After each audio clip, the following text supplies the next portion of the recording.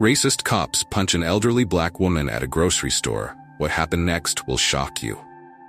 It started like any other Saturday afternoon. Mrs. Clara Jones, a retired schoolteacher, decided to visit the neighborhood grocery store. At 68, her life was filled with simple pleasures, chatting with neighbors, cooking for her church group, and doting on her children and grandchildren. That day, she wore her favorite floral dress and carried her reusable shopping bags, as she always did. The store was bustling with activity. Kids tugged at their parents, couples debated over brands, and cashiers worked briskly. Mrs. Jones moved slowly down the aisle, comparing prices and smiling politely at strangers. She had a kind, gentle aura that could brighten anyone's day. But as she reached for a loaf of bread, everything changed. Across the store, a commotion erupted near the checkout. 2 police officers, both white, stormed in, their voices loud and aggressive. "Stay where you are," one shouted, pointing to a young black teenager near the candy aisle. The boy looked terrified, holding nothing but a packet of gum. Mrs. Jones, like everyone else, stopped in her tracks to watch. The officers accused the boy of stealing. He stammered, trying to explain that he hadn't taken anything, but they didn't listen. Their voices grew harsher, and one officer grabbed the boy's arm roughly. Mrs. Jones couldn't stand by. She walked over, her voice calm but firm. "Excuse me, officers. I've been standing here, and I saw this young man. He didn't take anything." The larger of the 2 officers turned to her, his face a mask of irritation. "Stay out of this, ma'am. This doesn't concern you." Mrs. Jones didn't back down. "I'm sorry, but it does concern me. I won't stand here and watch you treat this boy like a criminal when he's done nothing wrong." Her words seemed to strike a nerve. The officer's face darkened, and before anyone could react, he shoved Mrs. Jones back with enough force to make her stumble.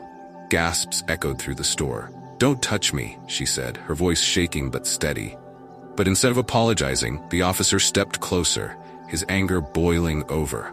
He punched her, hard, across the face. Mrs. Jones fell to the ground, her reusable bags spilling everywhere. Apples rolled across the floor, and her glasses skidded out of reach. The store went silent. People froze, unsure of what to do. A woman screamed. The young boy tried to help Mrs. Jones up, but the other officer barked at him to stay put, and then the officer smirked. He actually smirked, as if proud of what he'd done. But what he didn't know, what he couldn't have known, was that Mrs. Jones wasn't just anybody. Her son, Marcus Jones, was one of the highest-ranking agents in the FBI, and Marcus didn't just care about justice, he lived for it. By the time Marcus got the call, his mother was already in the hospital. She had a black eye, bruised ribs, and a fractured wrist. The store manager had called 911 after the officer's outburst, and paramedics had rushed her to safety. Marcus arrived at her bedside within the hour, his face a mix of worry and barely contained fury. "Mom, what happened?" he asked softly, taking her hand. Through tears, she recounted the story. She spoke about the boy's smirk, the lack of remorse, and the way he treated her like she was less than human. Marcus listened intently, his jaw tightening with every word. He wasn't just angry, he was furious. This wasn't just about his mother. This was about the kind of behavior he'd spent his career trying to fight. By the next morning, Marcus was in action. Using his connections and resources, he quickly identified the 2 officers involved. Their names were Officer Daniels and Officer Price, both with histories of complaints for excessive force and racial profiling. Yet, nothing had ever stuck. Until now. Marcus filed an official complaint with the police department and made sure the case went straight to internal affairs. He also contacted the grocery store's management to secure the security footage. The video left no room for doubt. It showed Officer Daniels striking Mrs. Jones, unprovoked, and the entire incident leading up to it. But Marcus wasn't done. The story began to spread. Local news stations picked up the footage, and soon it was everywhere. People were outraged. Community leaders, activists, and neighbors rallied around Mrs. Jones, holding protests outside the police station and demanding accountability. Marcus stood by his mother's side through it all, but he stayed calm and professional.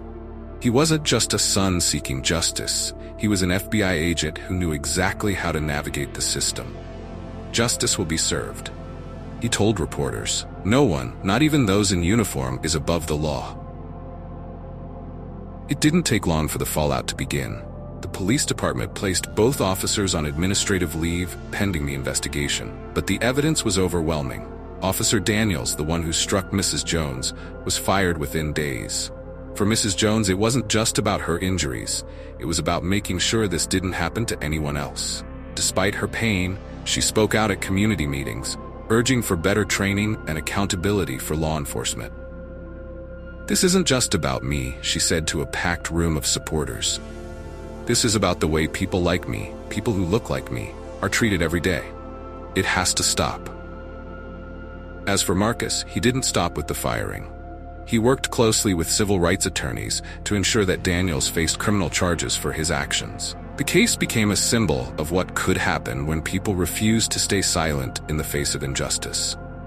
Months later, Mrs. Jones had healed physically, though the emotional scars remained. The young boy from the grocery store visited her with his parents, thanking her for standing up for him.